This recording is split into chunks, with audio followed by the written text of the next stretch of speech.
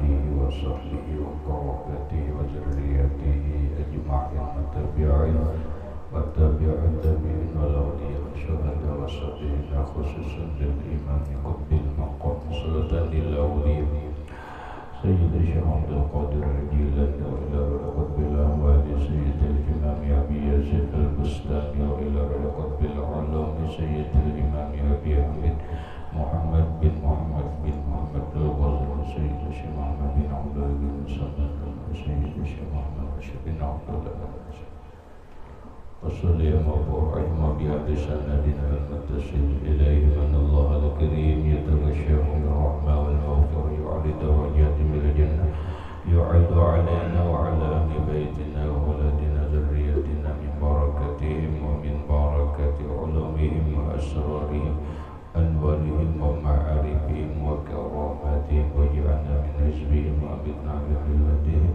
واحشرنا بزمرتهم وادخلنا الجنة معهم ومع الذين أنعمت عليهم من النبيين والصديقين والشهداء والصالحين بسر النبي وآل النبي لهم الفاتحة. أعوذ بالله من الشيطان الرجيم بسم الله الرحمن الرحيم الحمد لله رب العالمين الرحمن الرحيم مالك يوم الدين إياك نعبد وإياك نستعين اهدنا الصراط المستقيم صراط الذين أنعمت عليهم غير المغضوب عليهم ولا الضالين. بسم الله الرحمن الرحيم الحمد لله رب العالمين والصلاة والسلام على أشرف الأنبياء والمرسلين سيدنا ومولانا محمد وعلى آله وصحبه أجمعين. ربنا هب لنا علما وحكمة توفنا مؤمنين وألحقنا بالصالحين وسبحان الله والحمد لله ولا إله إلا الله والله أكبر لا حول ولا قوة إلا بالله العلي العظيم.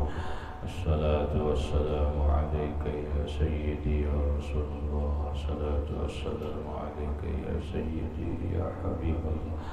السلام عليك أيها النبي ورحمة الله وبركاته. قال المصنف رحمه الله تعالى ونفعنا به وبعلومه في الدارين آمين. Abu Hamidin Muhammad bin Muhammad bin Muhammad Al-Ghazali, Imam Hujjatul Islam, perhiasannya agama, kemuliaannya umat. Abu Hamid Muhammad bin Muhammad bin Muhammad Al-Ghazali. Al-Ghazali itu boleh pakai tasydid, boleh ringan, boleh Al-Ghazali, boleh Al-Ghazali, boleh. Itu menurut Imam Ibnul Asir. Imam Al-Ghazali rahimahullah subhanahu wa ta'ala, beliau memang lahir di Tus. Tus itu ngaran kampung dari sebuah daerah, mungkin kabupatennya itu Naisabur. Naisabur itu antara Irak dan Iran. Sekarang mungkin masuk dalam kawasan Iran, perbatasan antara Irak dan Iran. Itu ada ngaran kampung, ngarannya Tus, bagian daripada Naisabur. Artinya Imam Al-Ghazali beliau bukan orang Mekah, beliau bukan orang Madinah, beliau bukan orang Mesir, tetapi beliau lahir daripada kawasan Persia, bagian kawasan Persia, kawasan Iran. Dalam dunia intelektual, dalam dunia keilmuan, orang-orang Arab itu terkenal dengan ibadahnya. Orang Persia itu terkenal dengan kecerdasannya. Orang Eropa, orang Yunani terkenal dengan filsafatnya. Jadi orang-orang Persia itu, Persia melahirkan orang-orang cendekiawan, orang-orang pintar. bahasa kita, orang-orang Persia ini kepintarannya melebihi daripada yang lain. Ini menggambarkan bahwa agama itu tidak mesti harus orang Arab. Itu isyarat Allah. Bang, kita ini harus mengikuti kehebatan agama itu dari Arab, kata. Justru banyak orang-orang yang lahir dari bukan Jazirah Arab, bukan dari Jazirah Arab, malah menjadi tokoh-tokoh besar, termasuk Imam Al-Ghazali, termasuk Imam Ibnu Arabi, itu dari Andalusia, kawasan Spanyol. Dari kawasan Spanyol, ada yang mengatakan daerah Sevilla.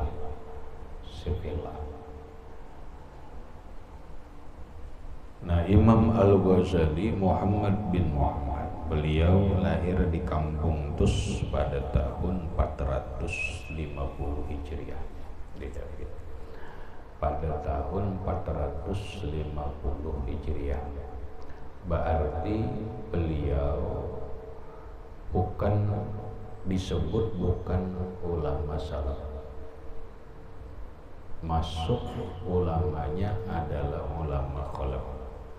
Karena kalau ulama salaf itu adalah orang yang hidup terakhir di abad 300, abad ketiga Hijriah.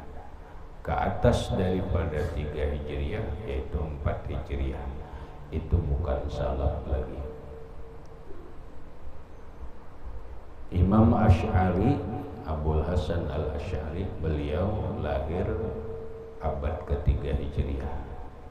Abad ketiga Hijriah, maka beliau masuk ulama salaf. Sehingga Imam Ghazali secara akidah, beliau akidahnya adalah Asy'ari.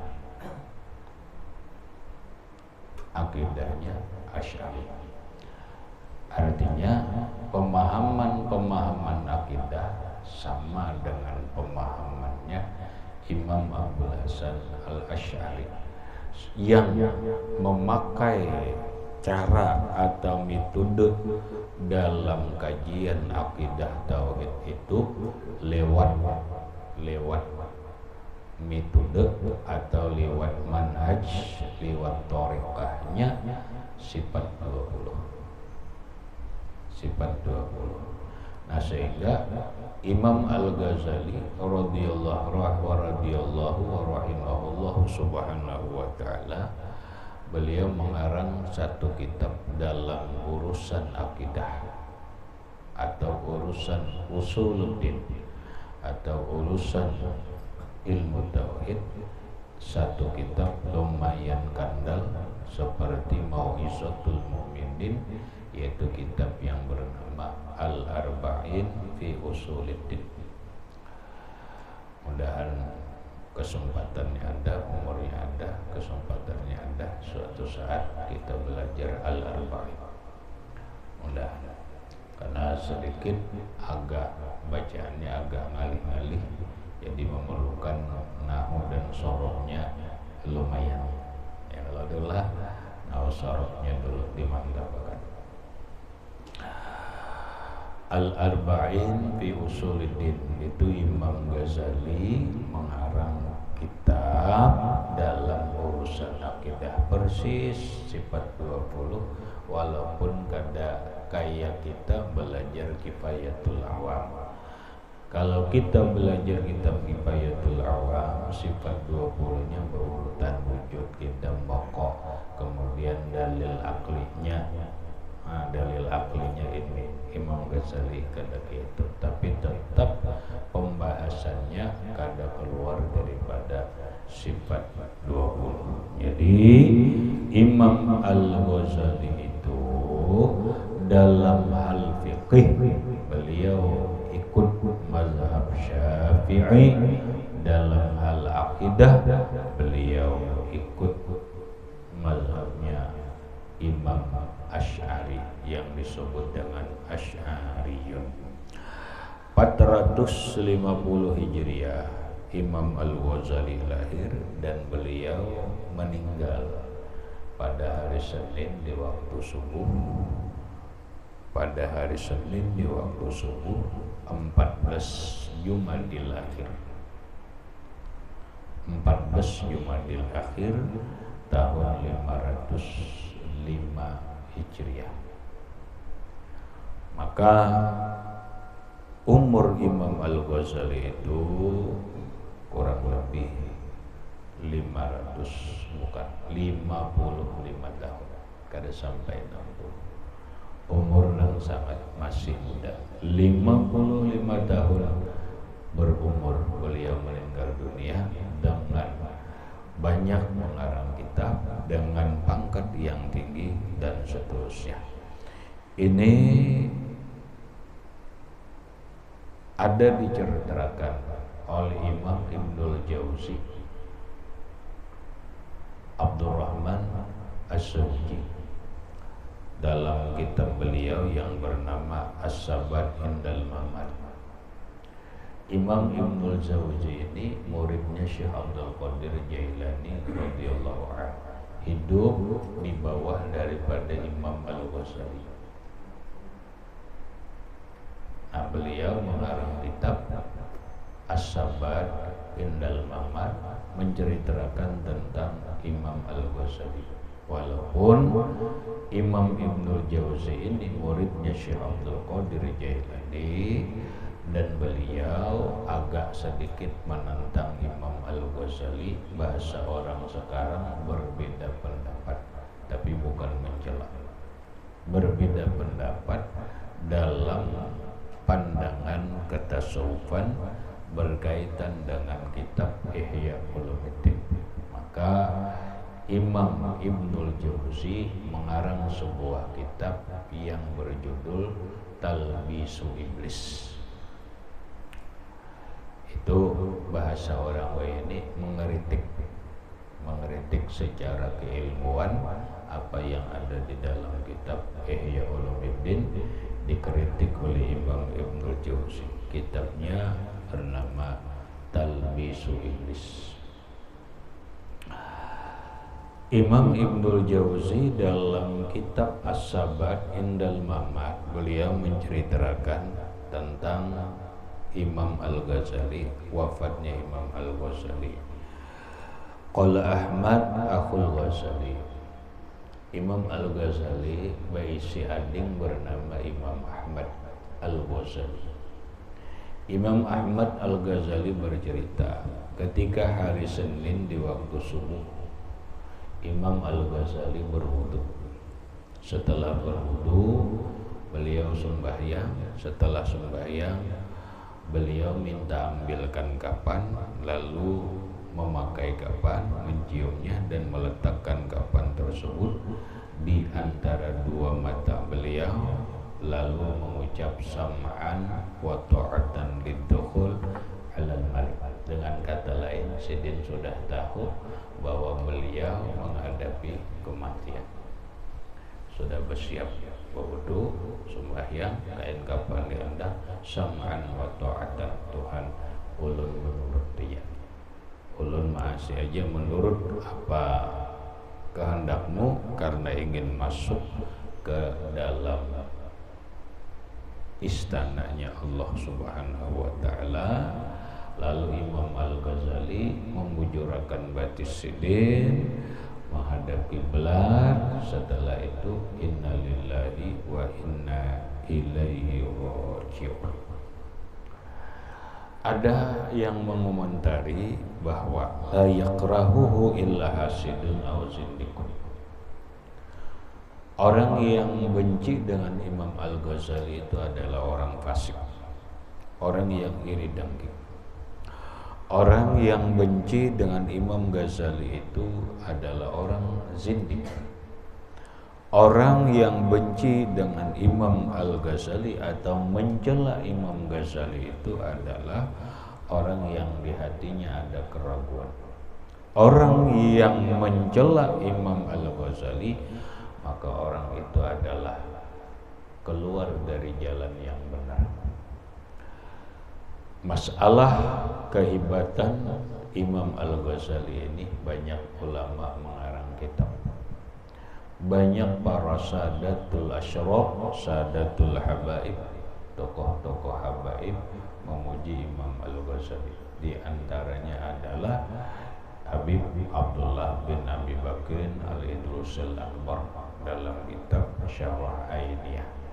Beliau mengatakan seandainya wahyu itu ada lagi, maka Allah membuat Ihya Ulumuddin itu adalah sebagai wahyu. Saking hebatnya karangan Imam Al-Ghazali. Lalu Imam Abdullah Al-Idrus berkata, "Man lam yutali al-ihya fala hayy." Orang yang tidak belajar kitab Ihya, maka orang itu tidak akan mempunyai sifat malu. Ada lagi yang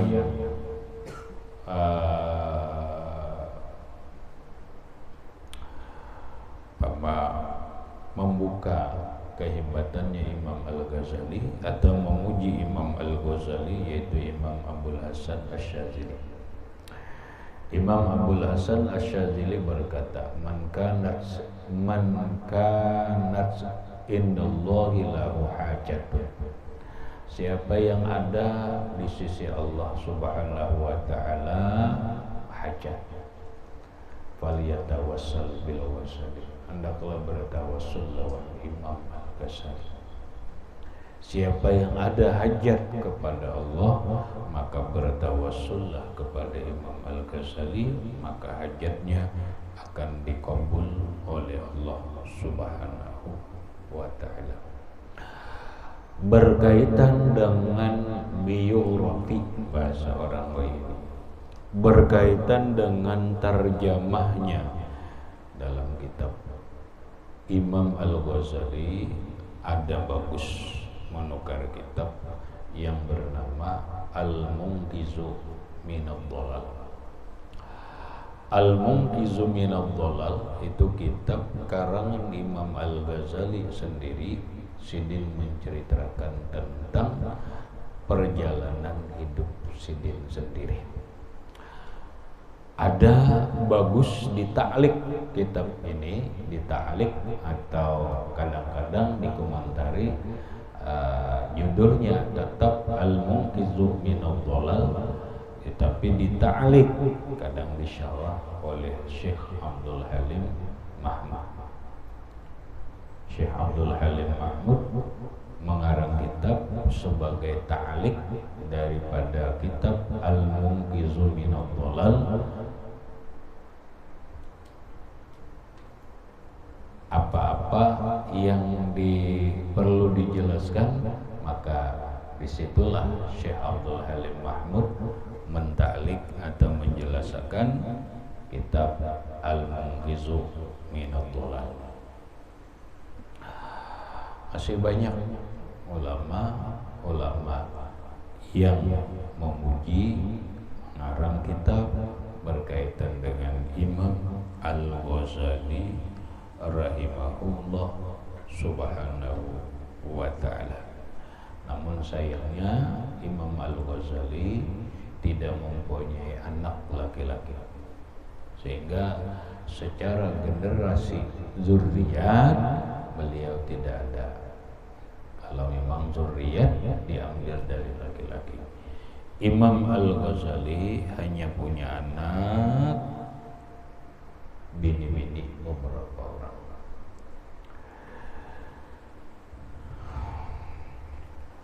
Jadi Muhammad bin Muhammad Al-Ghazali At-Tusiyu qaddasallahu ruhahu, semoga mentakdis, mensucikan oleh Allah akan roh beliau. Wa rafa'allahu fil jannati darajatahu, dan semoga Allah mengangkat derajatnya Imam Al-Ghazali di dalam surga.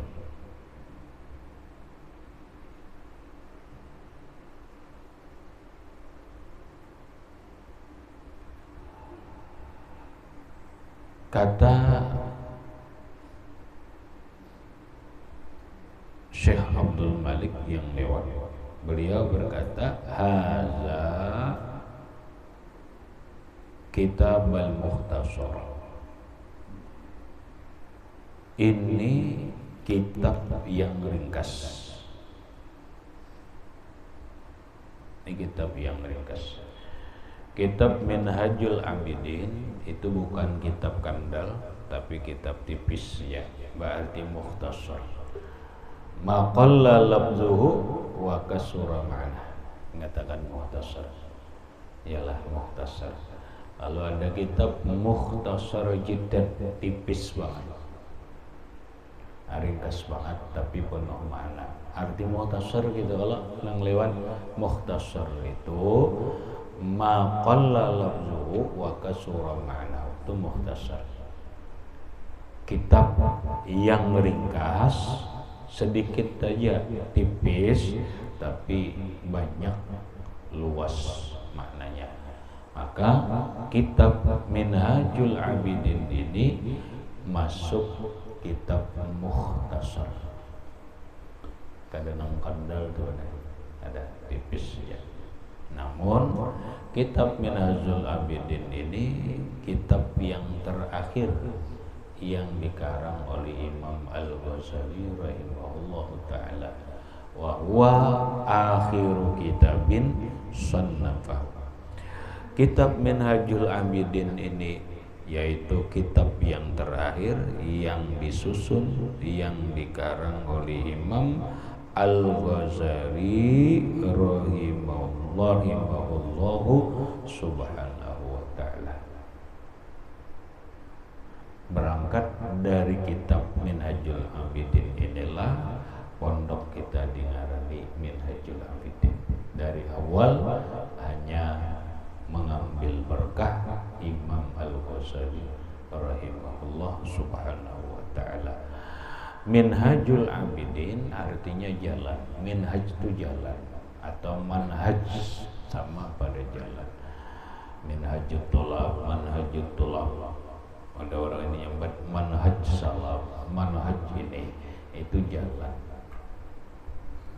Minhajul Abidin, jalan orang beribadah. Jalan orang beribadah itu adalah satu, ilmu lahir, dua, ilmu batin. Yang intinya jalan orang beribadah itu adalah ilmu. Karena al-ilmu imamul amal. Ilmu lah imamnya beramal.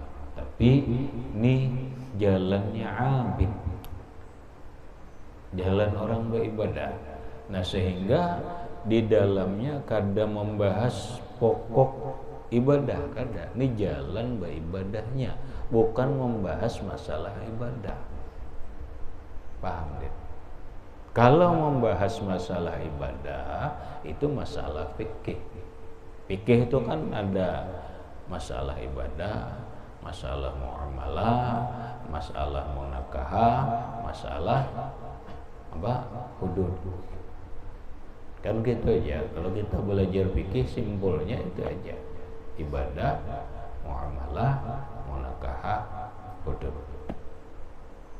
Adapun ini Minhajul Abidin, jalannya orang beribadah, ilmu sudah belajar ilmu fikihnya tuh ilmu ibadah, karena ilmu ibadah. Adapun orang beribadah disebut abid. Adapun orang nang sudah ibadahnya bagus karena Allah dan sebagainya, maka disebut ubudiyah, kehambaan. Ada orang yang lebih hebat daripada ubudiyah, itu ngarannya abudah. Ribet lagi. Kita ini jalannya beribadah ya ilmu ini, nah kan jalan beribadah supaya bujur-bujur jadi ubudiyah. Kita beribadah itu benar karena hamba, bukan karena hendak surga, bukan karena takutan neraka, bukan hendak pahala dan balasan-balasan yang lain, tapi semata-mata adalah ubudiyah. Nah inilah kitabnya untuk menjadi seorang abid nang benar dalam beribadah. Maka di dalamnya Imam Al-Ghazali menceritakan bukan masalah cara beribadah, tetapi bagaimana seorang hamba dirinya, hatinya benar dalam beribadah sehingga dia berhak mendapat nama abid.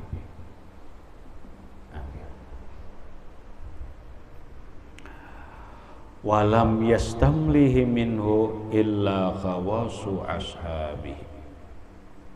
Walam yastamlihi, dan tidak belajar akan ini kitab Minhajul Abidin dari Imam Al-Ghazali illa khawasu ashabihi, kecuali murid-muridnya yang istimewa. Karena ini Minhajul Abidin ini adalah kitab yang terakhir dikarang oleh Imam Al-Ghazali, dan beliau mengajarkan kitab Minhajul Abidin itu atau Minhajul Abidin ini hanya terbatas murid-murid Sidin yang khawas, murid-murid Sidin yang khawas, yang istimewa. Khawas itu adalah satu orang yang punya pemikiran yang lebih dari orang lain, itu khawas. Nah, murid Sidin yang khawas nih, mang otaknya incir dirajari Sidin, artinya kitab ningali, kemudian pemahamannya tajam, sehingga orang ini karena pintar, otaknya lebih, pemahamannya tajam, tidak bisa diganggu-ganggu. La tuzalziluhu syubhat, la tuzalziluhu syukuk, tidak bisa diguncang oleh syubhat, tidak bisa diguncang oleh keraguan. Makanya kalau orang belajar kitab Imam Al-Ghazali, kada akan pernah terpengaruh dengan ajaran Wahabi. Kada akan pernah terpengaruh dengan ajaran Wahabi. Orang akan terpengaruh dengan ajaran Wahabi kalau kinya hanya banyak belajar urusan-urusan aturan-aturan. Karena Wahabi banyak berbicara masalah syariat, jarang mereka berbicara urusan tasawuf, jarang mereka urusan bicara ma'rifat. Jangankan mereka belajar tasawuf, ma'rifat, mereka menyesatkan tasawuf dan menyesatkan ma'rifat. Mereka hanya memang belajar syariat, walaupun sebagian mereka belajar ada yang disebut dengan tasawuf khuluqi, tasawuf akhlak. Ya, mereka belajar bab zuhud, ya, mereka belajar babul ikhlas, tapi zuhud dan ikhlasnya mungkin pendalaman daripada zuhud, pendalaman daripada ikhlas itu mungkin mereka kada sampai.